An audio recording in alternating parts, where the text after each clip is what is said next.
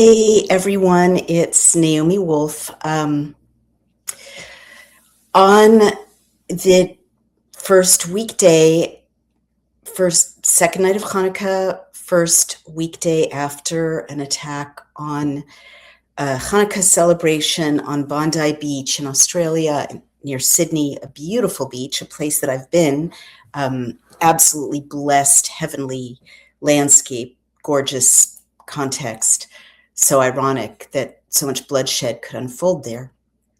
And I've written this essay called Hanukkah on a Battlefield to express how I felt upon reading that news. And, people are upset about it. Some people are happy about it. You can make your own decision about it, but I don't regret a thing I said. I stand by every word, and I'll just share it with you, and we can talk about it. But part of what I feel I'm doing here, and I didn't ever mean to, is just kind of explaining who we are. I'm literally reading through the Torah in Hebrew from beginning to end, translating it into English with a good translation, the Geneva Bible, showing you where the mistranslations came in and later translations. That's such a crazy undertaking unless you realize that, there's horrible misconceptions which affect everyone, not just Jews, about what the Torah is, what Jesus, who Jesus comes from, what the context was in first century Judea, what Jesus was explaining, who Jews are, what they believe. Like, no one reads the Torah practically. So that's part of what I feel I need to do.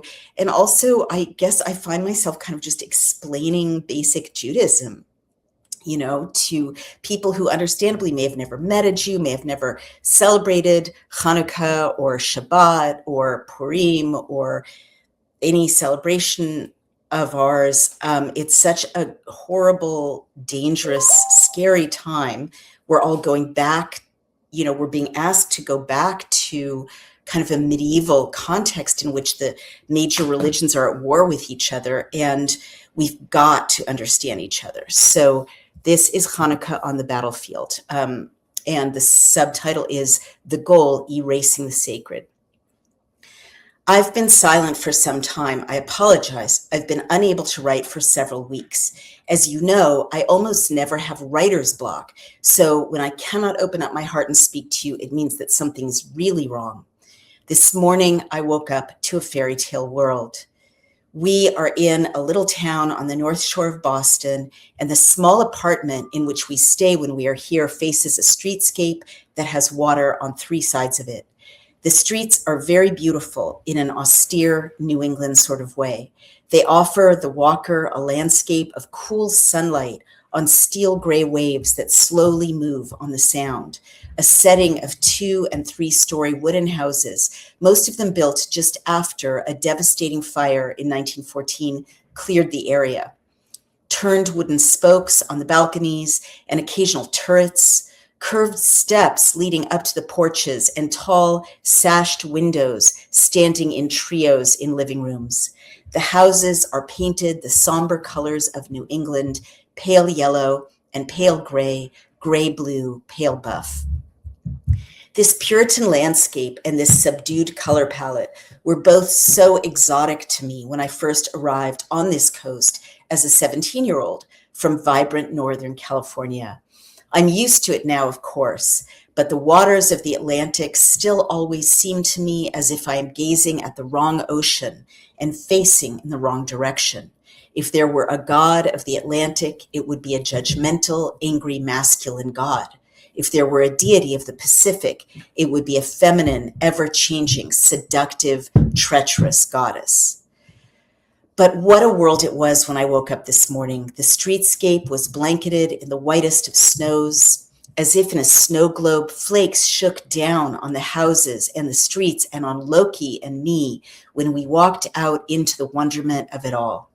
Loki sniffed at the pure white powder and stepped delicately through it agog, leaving little paw prints like flowers.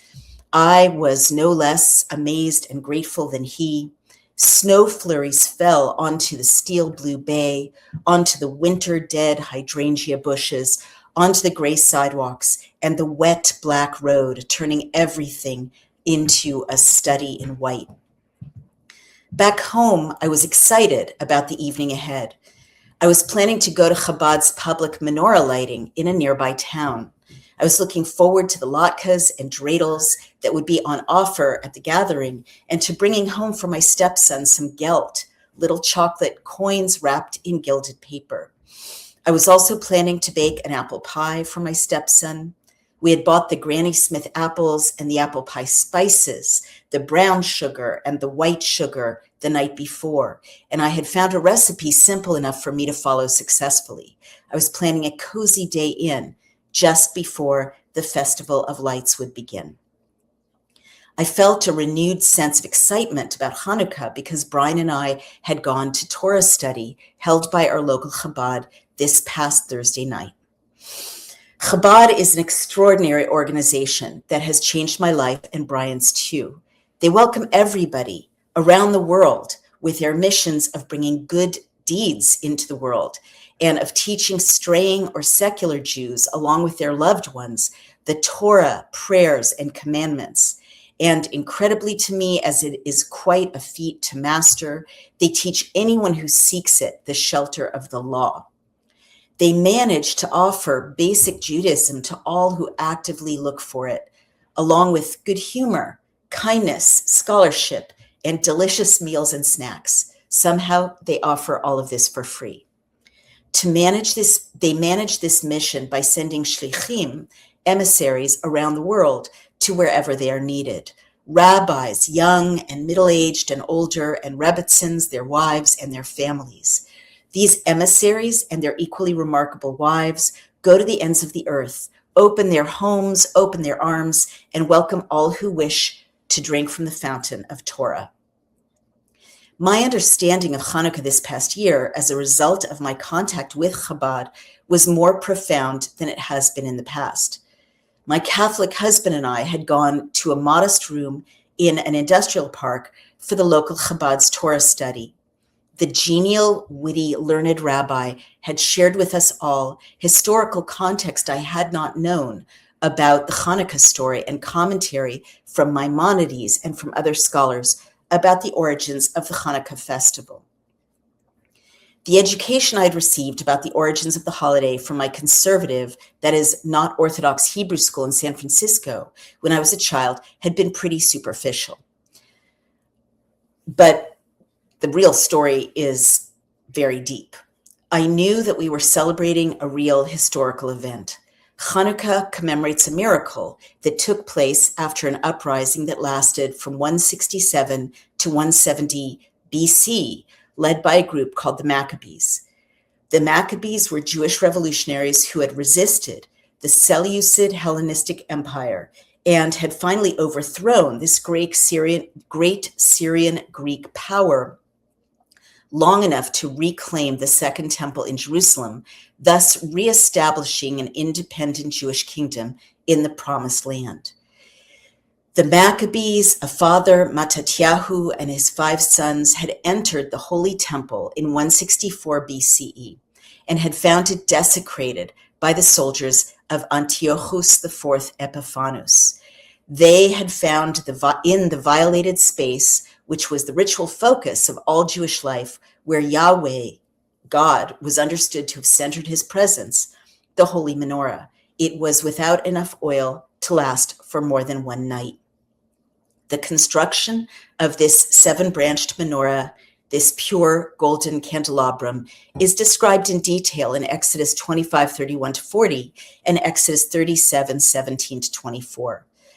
According to this scripture, the details of its creation, along with that of the other furnishings of the holy place within the tent of meeting, were presented to the children of Israel via Moses, by Yahweh himself.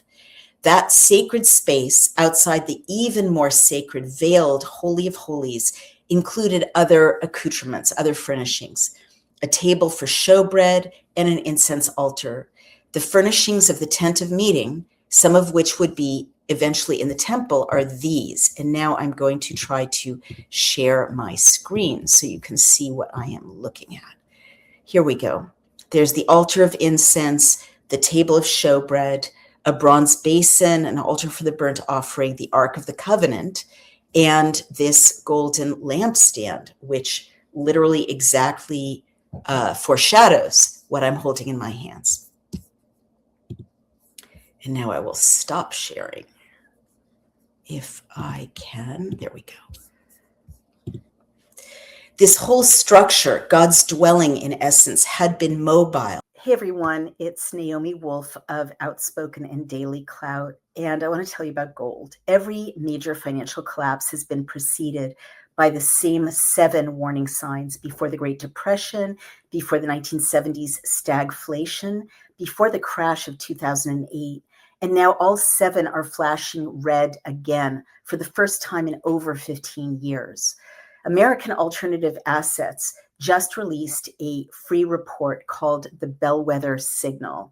It breaks down each of these signals and shows you how to protect your retirement before the next wave hits. In times of uncertainty, gold has always been the ultimate safe haven. It held strong in 2008. It surged during the inflation crisis of the 70s, and it remains one of the few assets not tied to political manipulation or central bank policy. Find out why central banks are buying gold and precious metals in record amounts and how you can too.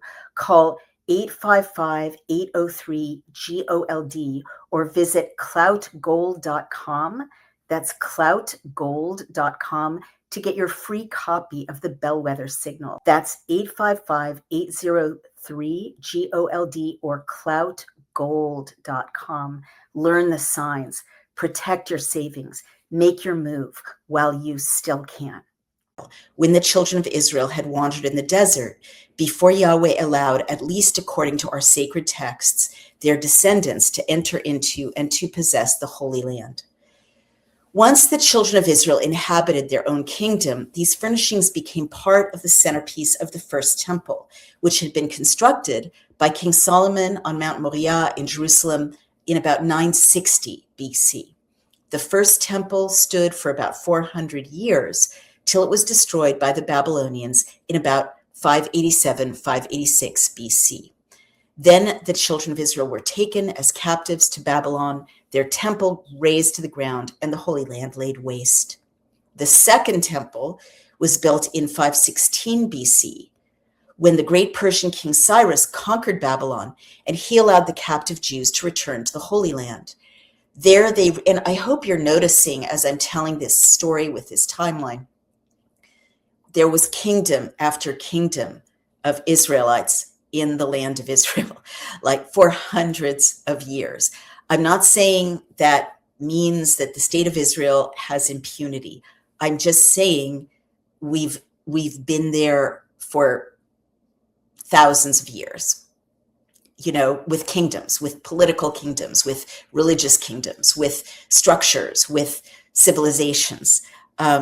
It's like saying Iranians have no right to Iran. I mean, ancient, or, you know, Indians have no right to India. Ancient civilizations that have been there continually. There's no question about it. And that may be why I'm getting so much hostility now, just telling this story, or just, you know, reading the 5 books of Moses that tell the story, because, you know, we are told to go in. You can say that God doesn't exist and that we're all hallucinating it.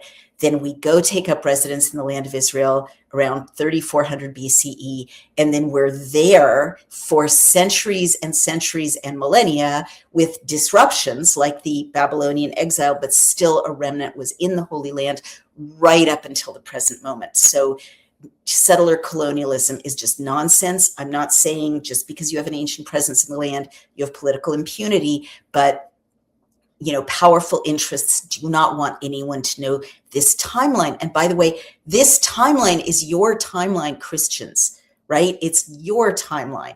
It's also your timeline, Muslims, because the Abrahamic religions descend from this scripture.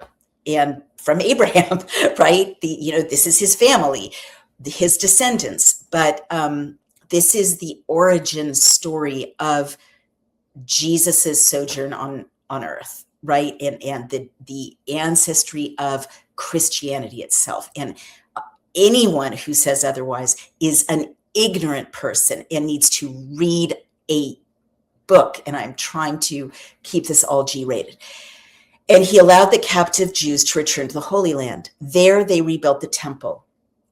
It stood in the great King Herod's reign, 72 to 4 BC and beyond.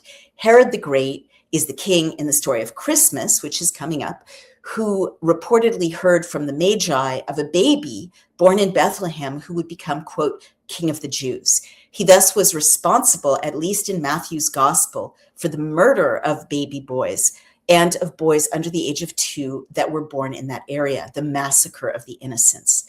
His son, Herod Antipas, was the client king of Galilee who oversaw, along with Roman governor of Judea Pontius Pilate, the execution by crucifixion of Jesus of Nazareth at 33 years old.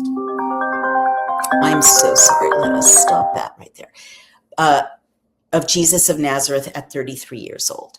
Both of the Herods were client kings. Thus, they were completely overseen by, and Tucker Carlson, now I'm talking to you, and at the mercy of all of the power of the Roman Empire, which was governed during Jesus's lifetime by Emperor Augustus Caesar and then by Tiberius Caesar.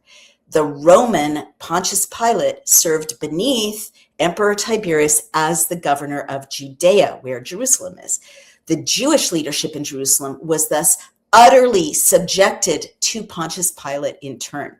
The Jewish client kings and the Jewish priestly leadership underneath them, thus, were entirely unable to govern in any capacity on any level except strictly according to Rome's will. This is something of which Tucker Carlson seems sadly ignorant when he invokes the presumably Jewish guys, quote, eating hummus, end quote, in Jerusalem, to whom he and other anti-Semites assign the full responsibility for the murder of Jesus. And here I show you Pontius Pilate and Jesus of Nazareth. And I mean, there's no clearer way to say it. I've finished reading a book called Jews versus Rome. There were 3 uprisings by the occupied Jews against Rome in 200 years, not just one. And each time the uprisings were crushed with unbelievable savagery.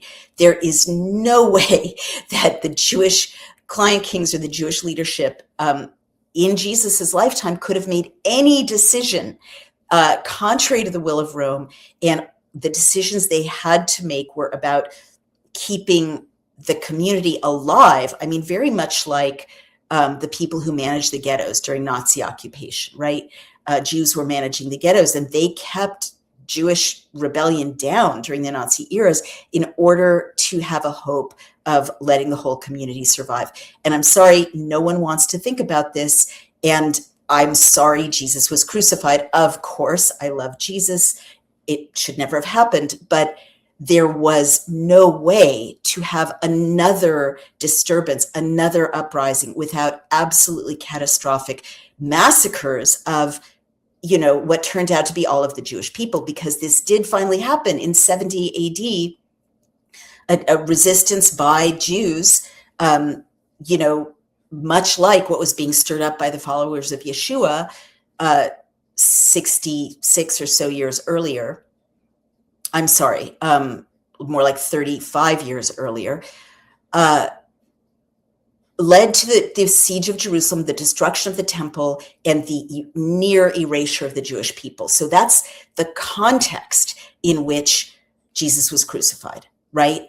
That the people under the foot of the Roman Empire were aware that if there was the hint of rebellion, and Yeshua, to his credit, was stirring up rebellion, resistance, right? Creating a revolutionary message. All Jews would be massacred, exiled, enslaved, their wives and children enslaved, shipped off to Rome in chains, and, the temple destroyed, nothing left. And that's what happened. That's what happened. So Tucker Carlson, please read a book. And I'm sorry to be like personal, but it's so shocking to me what ignorance of history is doing to otherwise intelligent people. And, Tucker Carlson is someone whom I really respected and liked and had a, friendly set of exchanges with. He needs to read a book. All right. According to Luke 21:5, Jesus had predicted that the second temple would be razed to the ground. Quote, "Then, as some spoke of the temple, how it was adorned with beautiful stones and donations, he said, quote, 'These things which you see, the days will come in which not one stone shall be left upon another that shall not be thrown down,' period," end quote. So Jesus foresaw the destruction of Jerusalem, the destruction of the temple, and the near eradication of the Jewish people. And indeed it was. In 70 AD, after another Jewish war, this one against Rome, nationalist Jews had risen up against the occupying power that had so bitterly oppressed them. To punish them, legions under General Titus set siege to Jerusalem, destroying it to demoralize the enemy. Titus's forces also leveled the second temple. Tens of thousands of Jewish inhabitants of Jerusalem were murdered or enslaved. Titus brought the spoils of this war, including a menorah memorialized a year later in the commemorative Arch of Titus, to Rome. Josephus, the Roman Jewish historian, records his understanding that, quote, "Those golden vessels and instruments that were taken out of the Jewish temple," end quote, "were kept in the newly built Roman temple of peace. Perhaps the menorah was among these." And I will share my screen and show you what that looks like, the Arch of Titus and the menorah commemorating the sack of Jerusalem. And Tucker Carlson, this was what the leaders of the Jewish community in Jerusalem feared, and it happened. It came to pass when they could no longer suppress the revolutionaries stirring up the Jewish people, which, to his eternal credit, Yeshua was doing in his own peaceful way. Rome did destroy everything. So, there's no justification for killing the Son of God, but to ignorantly ascribe the execution of Jesus to the Jews, it just shows such a grotesque absence of knowledge about what was actually happening historically during Jesus's lifetime. The Romans held absolute power of life and death over everyone, and they exerted it. The fears of the Jewish leadership were founded. They, when they couldn't keep order, everyone was massacred, everyone was enslaved, the country was emptied out, and the Holy Temple was razed to the ground. So, go blame the people who were to blame. Go blame Rome, okay, please. And just recognize that Yeshua himself was jeopardized by Roman tyranny at that time. He was the one who was subjugated, just like every Jew was, by Roman tyranny. And, again, just, I don't know how often to say it, like, read a book, read some history, be not ignorant. I'm sorry, it's just that Tucker Carlson's kind of cheap anti-Semitism, ignorant anti-Semitism at Charlie Kirk's memorial, which really opened the floodgates to a lot of other anti-Semitism at high places, like made it fashionable to hate the Jews again, which hasn't been, fashionable in America since like the 1920s in the South. It's so disappointing. I mean, Tucker Carlson gave me a platform to warn about the vaccine dangers when no one else would. We've had wonderful conversations. I mean, he could have picked up the phone and asked any rabbi, what was happening in Judea, or any historian or biblical scholar, what was happening in Judea during Jesus's lifetime, and they would have informed him. He didn't have to use such a powerful emotional platform, or any platform, to just speak with absolute ignorance, reinvoking what really is what's called a blood libel. The canard that the Jews killed Christ on their own with no context, when it was, Rome clearly that killed Christ. They crucified people. The hills of Judea, the hills of Jerusalem were covered with crucifixes during the first century of people that Rome considered a threat or criminals. They crucified them. That's what the Romans did. And they didn't just do it to Jesus, they did it to hundreds and hundreds of Jews and others living in Jerusalem at that time. And any Roman scholar, any scholar of Jesus's context could have told Tucker Carlson that, go yell at Rome, right? Go have that conversation with the Vatican. I mean, what was Rome doing? Go have an apology from, I don't know who's left of the Roman Empire. But, it's so misplaced. It's so misplaced. Anyway, back to the essay. Many scholars believe the Arch of Titus was once painted and that the menorah depicted in it was gilded. Here is a colorized version of the scene of the arch on the Arch of Titus, created by an entity that uses colorization to visualize historic images. And you can see the menorah there. And again, it looks very much, almost exactly like this traditional menorah. So this is a memory that we have going back 3,400 years. And I will stop. Oh, wait, I didn't share that. I beg your pardon. Let me show you what I was looking at. There's the colorized version of the Arch of Titus, and I hope you can see side by side this menorah, which looks almost exactly the same as that first century frieze. Okay, I'll stop sharing now.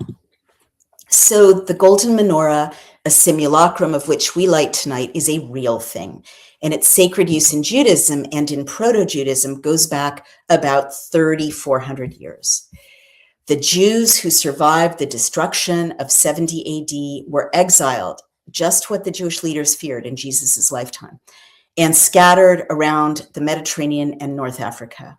They found their way to Turkey, Cyprus, Mesopotamia, modern Iraq, and modern Iran, to Persia, Tunisia, Algeria, Morocco, and later into Europe, always fleeing attacks. So post-exilic Judaism, a record of 2,000 years of persecution in which we as a people were murdered or raped, our goods confiscated, our homes razed, our synagogues burned, and in which we were often forced to convert to Christianity or to Islam, depending on who was in power, at sword point, homeless and stateless in country after country began. That's who we are, guys. That's our story. In the absence of a temple as the centerpiece of Jewish life and sacrifice, rabbinical Judaism arose in these devastated, homesick diaspora communities around the world. It reorganized the life of this people from having centered around a building that had housed an altar and golden furnishings, as well as the scrolls on which was written the law, to centering solely on a book, the Torah, the law, and on its commentaries. Why have I gone through this Judaism 101 summary, this preamble? Because it seems that we are in a time in which almost no one knows who we are anymore.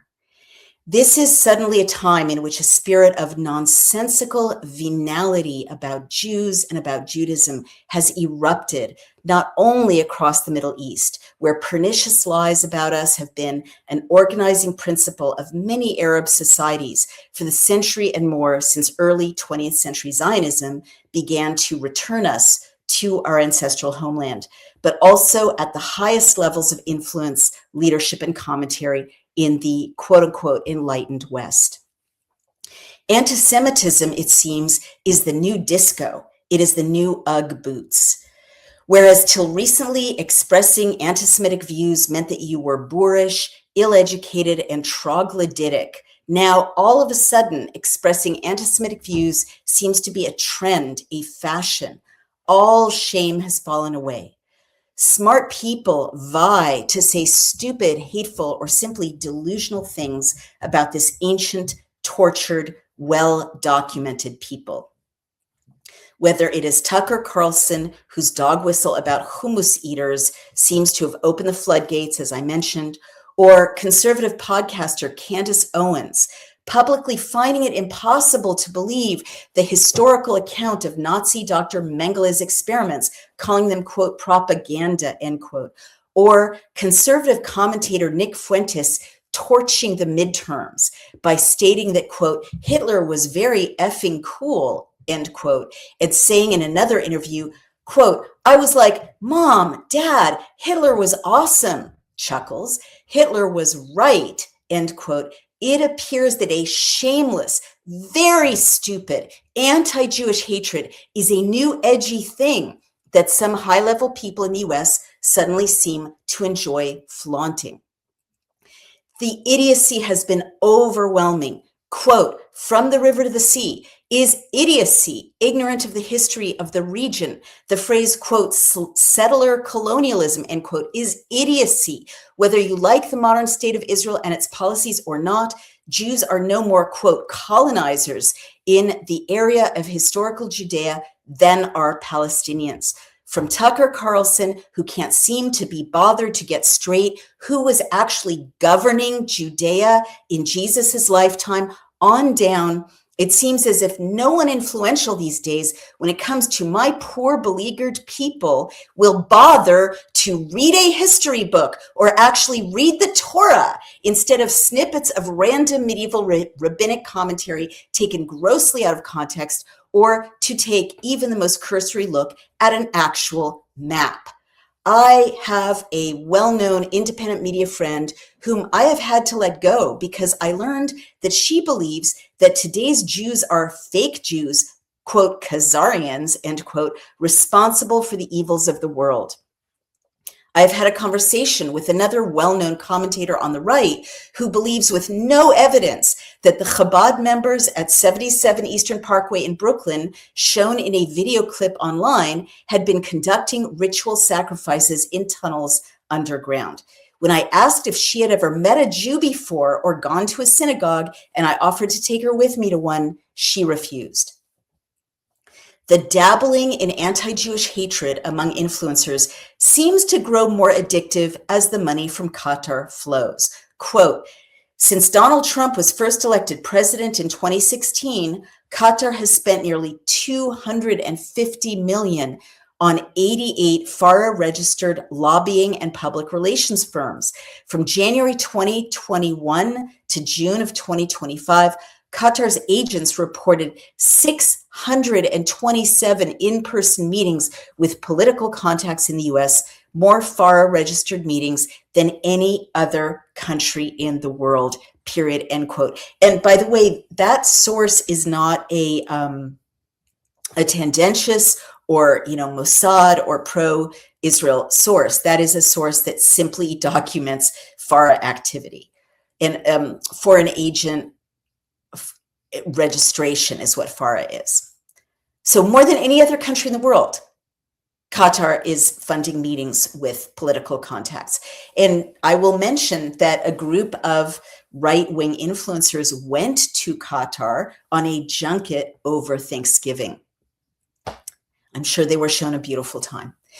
But whatever the reinforcement for this eruption of hostility by influencers, it has been impossible not to see emergent hatred of our people and the distortion of our history that we Jews in America, at least, thought lived in the primeval past. That's why I found it hard to speak.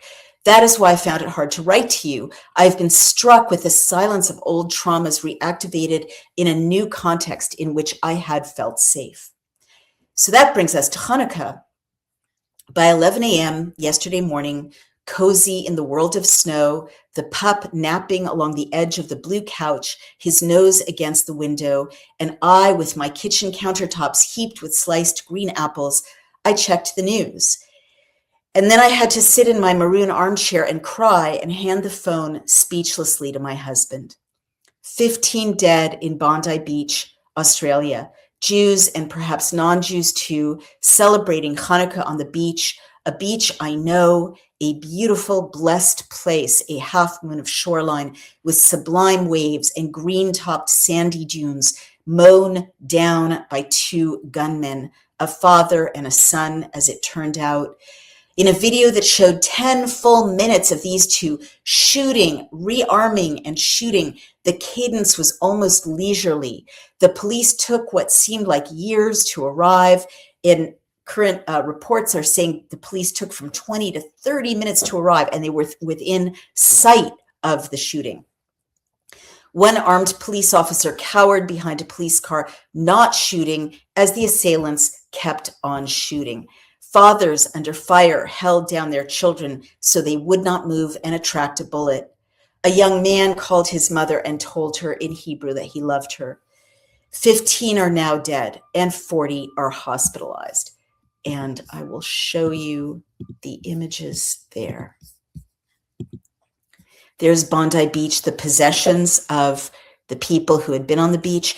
I have to also ask, how is this not a crime scene? How are DNA and fingerprints and other, ballistics and other forms of analysis not being done on these possessions before they were cleaned up? How is this whole beach not set apart as a crime scene? I really don't understand that.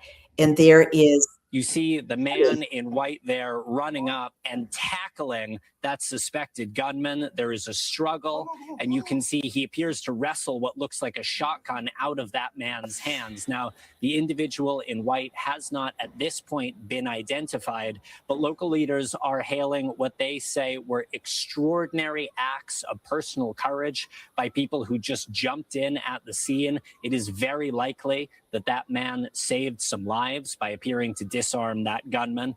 We know that at least 29 people were taken to hospital. Among them are 2 police officers. Authorities are saying police were on the scene and engaging in a gun battle with these shooters within just minutes.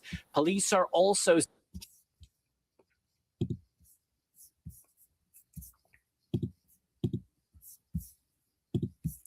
Fathers under fire held down their children so they would not move and attract a bullet. A young man called his mother and told her that he loved her. 15 dead, 40 hospitalized. It turned out that the Chabad assistant rabbi, Eli Schlanger, 41, a father of 5, was murdered at the Bondi Beach massacre. This was a man who had made a funny, whimsical video urging Jews to shine a light, to not be scared, to celebrate Hanukkah.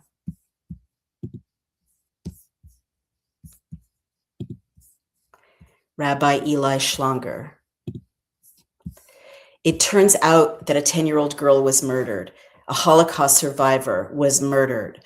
The bitter irony is that of all the Jewish groups to target, Chabad is the most respectful of other religions, the most gentle, the most inclusive.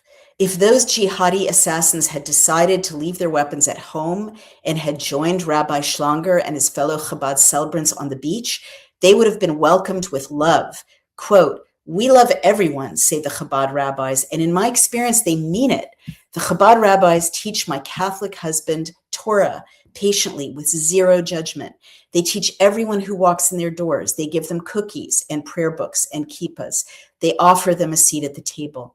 They pray with them. The Pakistani jihadi father and son, had they made another choice and joined the group on the beach, would have been given latkes and dreidels and been welcomed to join the celebration of light. All this is not random. There is a direct line from Tucker Carlson to Bondi Beach. I posted in my rage and grief that, metaphorically speaking, the anti-Semitic influencers had blood all over their hands yesterday. I mean it. Candace Owens, Nick Fuentes, Lauren Witzke, J.J. Carroll, Tucker Carlson. It seems that they thought it was fun to dabble in hatred of my people. An edgy thrill on social media, a gratifying escalation of clicks, turn into a scene of bodies bleeding out on a distant beach. And by the way, I am not calling for censorship of First Amendment protected speech. People can say whatever they want. We know that a certain kind of invocation of certain tropes about Jews inevitably turns into violence. And more importantly, when powerful American voices show that they are willing to throw my people to the wolves, it signals open season on us to the rest of the world. That's how we started Hanukkah yesterday. Thanks to you influencers all, in grief with tears. It is not over. Hanukkah has just begun. Already in Amsterdam, a crowd of anti-Semites attacked a Hanukkah concert. A Jewish home with Hanukkah decorations in the window was shot at 20 times in Redlands, California. The Chabad rabbi here in this little North Shore town explained to me and to Brian that when the Maccabees arrived at the temple, there was plenty of oil, but it was impure. Only one jar was left with the priestly seal still on it, which made it pure. The miracle was that the one jar, just enough to last one night, lasted 8 nights.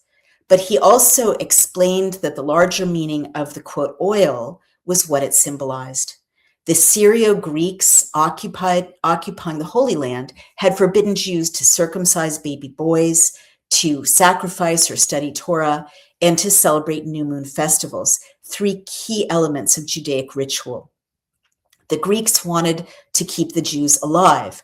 They thought them useful. They did not want to wipe them out physically. And the Greeks also wanted to keep the Torah, which they valued, but only as a work of philosophy. The Syrian Greek occupiers did not want the Jews to remember that they had a spark of the divine in them, as all people do in Jewish thought, or to remember that the Torah was the word of God. They wanted to leave the Jews the impure oil so as to get them used to using impure materials, the rabbi explained, to erase the sacred.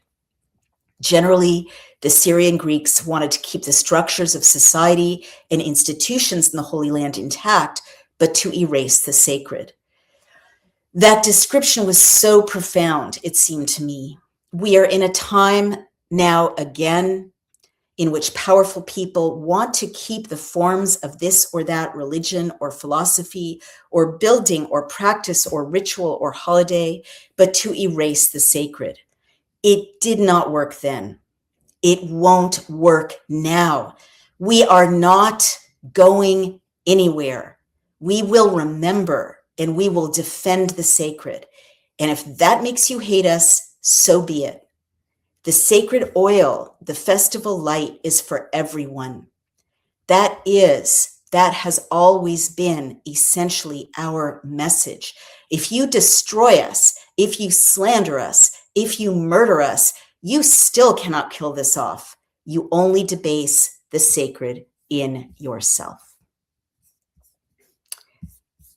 That is my essay, and I will show you the last image, which is this image of last night, the first night of Hanukkah. All right, thank you for listening. Let's hear from all of you. Gosh, lots of, lots of horrible comments. Lloyd Brown 6026 said Rob Reiner and his wife found dead this morning. I'm aware of that. I don't know what to make of it. But I'm still talking to you guys, so I'm sure we'll find out more as time goes on. But it's a scary time. It's a scary time to be a public figure. It's a scary time to be a Jewish public figure. Gary von Arsdale says, many people are posting and providing evidence that this was a fabricated event, a false flag, if you will. And you're asking, here, let me share your comment. Wasn't Naomi one of the first people in the public eye to tell us about Building 7 and the false flag of 9/11? No, I was not. I still don't know what happened with 9/11, except that there are tons of anomalies. But I've never claimed to know what happened. I've been very careful to never say that I knew what happened with 9/11. To this day, I don't know. And, if you've got evidence that it's a false flag on Bondi Beach, please share it. If you don't, don't say that until you have evidence. I mean, honestly, that's really irresponsible unless you have confirmed objective evidence. No one died. There were no shooters. It was all fake. Please show me. That's a very big claim, and I just think it's notable that so many people are saying this at a time when there's really a war of ideas, and really kind of a war of influencers, a war of influence between Jewish entities and Israel on the one hand, and Qatar and is jihadi entities and globalist entities aligned with them on the other. That's where we are right now. So connect the dots, please wake up. Fine. You guys know I'm always open to evidence. If I'm upset because of an imaginary thing that happened, pure theater on Bondi Beach yesterday, show me. David Richards, a lot of people saying false flag. Dave Richards, show me, post it. You've got evidence, post it in the chat. Let's see it. Let's examine it. But, if 15 Christians worshiping Jesus were mowed down for their religion on a beach, allegedly, and if I dared to say that's all imaginary, that's theater, that's fake, I would bring some evidence. Otherwise, what is this but hatred with no evidence? What is this but propaganda with no evidence? Bring it. And here we have someone vomiting, and a vomit symbol and a clown symbol. So no refutation, no argument, no debate, just barfy symbols. Thanks for elevating the discussion. And Freak says, when is the temple going up in Jerusalem? So I know that you all may not recognize that as a kind of confrontational comment, but I'm just going to challenge at this point every single anti-Semitic premise, because I'm so done with all of it. Honestly, I'm done with all of it. What is on the Temple Mount right now? Seriously, you guys, let's have some intelligence. I don't know why I'm trying to elevate this conversation to a fact-based level, but I'm going to insist on it. Let's think for a minute, everyone. What's on the Temple Mount right now? Google it, okay? On the Temple Mount right now, the most sacred place in 5,000 years of Jewish practice is Al-Aqsa Mosque, which was built on the ruins of the Second Temple.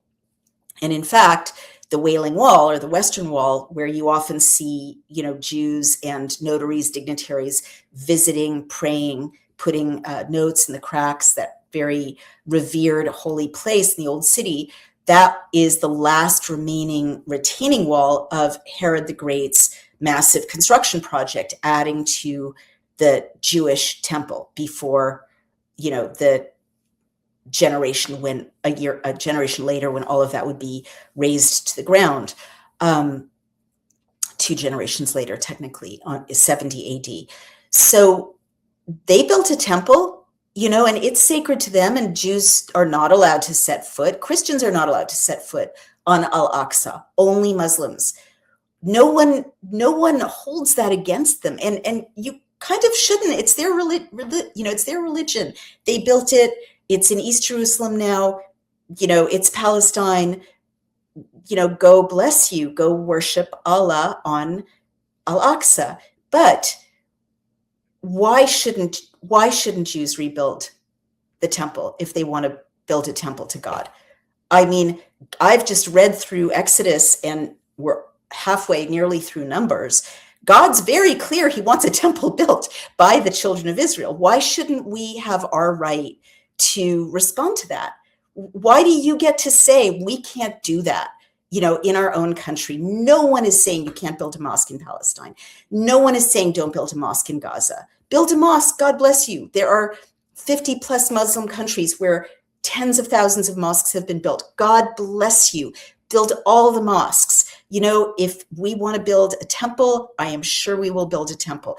God willing, there won't be a fight. God willing, there won't be an insistence that it be built kind of on the ruins of Al-Aqsa, God forbid, right? Because that is a sacred place. But honestly, a difference between Israelis, I'm so done kind of apologizing, and everyone else is Jewish places of worship are not kept sacred in Muslim countries. There used to be thousands of synagogues all over the Arab world. They got emptied out in the 1940s and 1950s when Jews in the Muslim world were ejected, their businesses and homes confiscated, their temples cleared out, and they had to immigrate to Israel, traumatized, right? From countries like Iraq, Iran, Morocco, North Africa, where they've been living for centuries, since the exile, centuries and centuries, millennia. But Jewish sacred sites are not protected in the Muslim world. They should be. Christian sacred sites should be protected in the Muslim world. But no one bothers Al-Aqsa. And when crazy people, which has happened, transgress on Al-Aqsa, they are taken down by the IDF and other people, as they should be. Muslim holy sites are protected. The Church of the Sepulchre is protected, in the Holy Land. And it's a contrast. All sacred sites should be protected by the host countries. They should be. And isn't there a portion of the Temple Mount where the temple could be built? I don't know. I'm not a rabbinical scholar. I'm not an archaeological scholar. I don't think God's that fussy, honestly, if they wanted to rebuild it, in the plaza, which has one wall left from the original temple. I'm sure God would be fine with that. But the rest of the world wouldn't be fine with it, right? Because we're not allowed. Everyone else is allowed, and we are not allowed to worship our God in our way, in our country. And I'm just so tired of it. Okay, so lots of abuse. Just fuck off with your temple bullshit. So again, why is an Al-Aqsa temple bullshit? And it's not. It's a holy place. Why can and should Muslims around the world, as they should, keep an image? You've walked into these, barbershops and falafel shops where there's a beautiful photograph of Jerusalem with Al-Aqsa, the holy mosque, with a golden dome, beautiful structure. It's sacred, right? Muslims remember it as they should, right? It is a holy place. It has meaning in the Quran.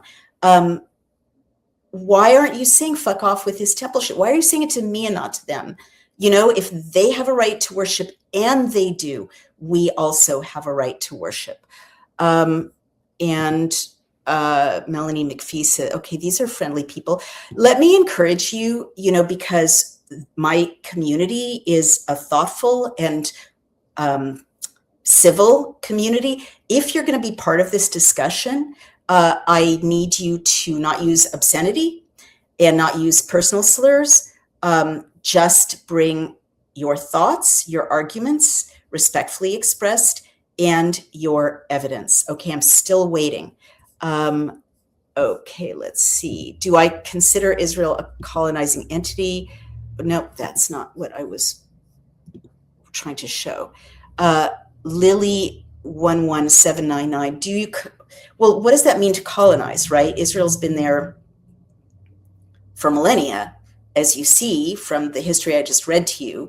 So, and it was partitioned, again, read some books, by the British mandate in 1948. A section, not all of the Holy Land in the Bible by any means, was assigned by the British Empire to Israelis, to Jews, who named it the State of Israel. And a section, including some beautiful, fertile, valuable parts of the country, and others that were not so valuable or fertile, were assigned to Palestinians, and they were welcomed to name it Palestine. Then a war ensued. Okay, so are you going to, they were treated in exactly identical ways. That the land was carved up just like India and Pakistan. And yes, a horrible war followed, the partition of India and Pakistan, but no one says the Indians are colonizers. No one says the Pakistanis are colonizers. Israelis, Jews are not colonizers, and Palestinians are not colonizers.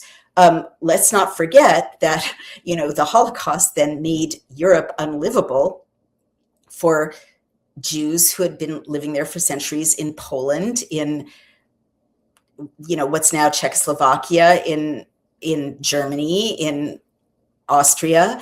And if they survived, no one would take them and they had to, go somewhere. And so the international community welcomed those refugees to Israel, to the new state of Israel, or to what became the state of Israel. And the same thing happened to Palestinians. They became, they had refugee status. And over Palestinians have been offered their own nation, and they've rejected it. So, I love the Palestinian people that I've met. They're extraordinary people. They've endured so much. It is time to make peace and build our nation side by side, and build businesses together, and build educational institutions together, and build social networks together. It's time for both sides to live in peace. And no, historically, Jews are not colonizers in the land of Israel, any more than Palestinians are. I'm sure you can trace the families of many Palestinians back many generations. There have always been native people there, even before the children of Israel moved in, like the Amorites and the Midianites and the Amalekites are more original than, the ancestors of current Palestinians. What became of those people? Who knows? But that's the nature of history. Like America colonized the colonies, then Britain colonized the colonies. Then there was a war for independence. Then there's the nation of America. There's no country that isn't on the ruins of another country or civilization. And I'm just done apologizing for it. Let's see. Groiper's in the chat. I don't even know what I don't know what that word means. Loki, come on. Okay, you guys. I think we have read a lot of the comments, and I'm going to end with that because it's so nice. Loki, you can sit on my lap, sweetheart. I hope this has been helpful. We've got a lot of listeners. Thank you so much for tuning in. I hope you understand where I'm coming from. I try to always be like, kumbaya, let's hold hands, let's join together. But these are really horrible times. And I'm not going to lie to you all. These are horrible times. Very hostile, scary people want us on many sides, right? Want us to go back to a medieval reality in which Muslims fought Christians, Christians fought Jews, Christians fought Muslims. It's bad, you guys. We've moved past that. Let's not do that.